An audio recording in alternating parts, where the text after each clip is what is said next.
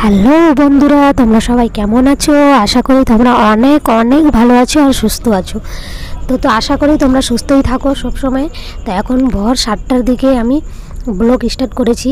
তো আমার সোনা মাটা খেলছে মাটি নিয়ে। দেখো, তোমরা দেখতেই পাচ্ছ আমার মাটা মাটি নিয়েই খেলা পছন্দ করে। এত বকা দিই, বারণ করি তবু শুনে না। তো বাচ্চা আছে, বাচ্চা ছোট আছে, তো এখন ওর বুদ্ধি নাই, বড়ই খেলছে। তো সকালে উঠে আমি একটু বিছানাটা গুছাই নিচ্ছি। বিছানা গুছাই তোমার একটু আলুর ভাজা বানাবো। তো আলুর ভাজার রেসিপিটা তোমাদেরকে আমি বলে দিব এখন। তো আমি আলুর ভাজা কিভাবে বানাই, আলুর ভাজার মধ্যে পেঁয়াজ আর লঙ্কা, তারপরে এই আদা রসুন কুচি দিয়ে আলুর ভাজাটা বানালে খুব দারুণ টেস্টি হয়, খেতেও ভালো লাগে।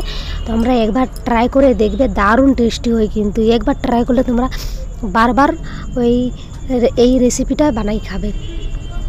তা আশা করব যে তোমাদের ভালো লাগবে এই আমার রেসিপিটা। তো আমি সবগুলো আজকে একসাথেই দিয়ে দিয়েছি। তো তোমরা ওইভাবে দিবা না, আগে পেঁয়াজটা লঙ্কাটা ভেজে নিবা, তারপরে আলুটা দিয়ে দিবা, তারপরে আদা আর রসুনের কুচিটা তোমরা দিয়ে দিবা।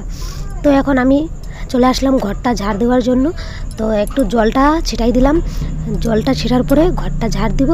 ঘর ঝাড় দেওয়ার পরে এই যে সেই আলনাটা কালকে গুছাইছিলাম, তো আলনাটাও দাদা ভাই কাপড় বের করে আলনাটা এলোমেলো করে দিয়েছে।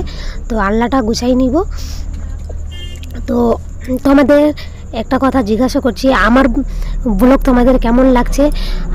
যদি ভালো লাগে তো তোমরা প্লিজ আমার সাপোর্ট করো। আশা করি যে তোমাদের ভালো লাগবে আমাদের ব্লগ। তো এখন নতুন নতুন আছি গাইস, তো এতটা পাচ্ছি না, তাও যতটা পাচ্ছি আমি করছি। তো এখন 3টা বাজে, 3টার সময় আমি খেতে বসলাম। তো খাবার তো অনেক জিনিস মেনু আছে।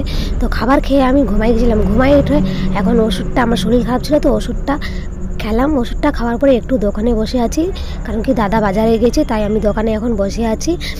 তো এখন একটু যাব তুলসীর পাতা তুলে একটু খাবো। তো আমার খাসি আছে, তাই আমি তুলসীর পাতাটা খাবো। আজকের জন্য এতটাই, আবার দেখা হবে নেক্সট ব্লগে। আশা করি আমার ব্লগ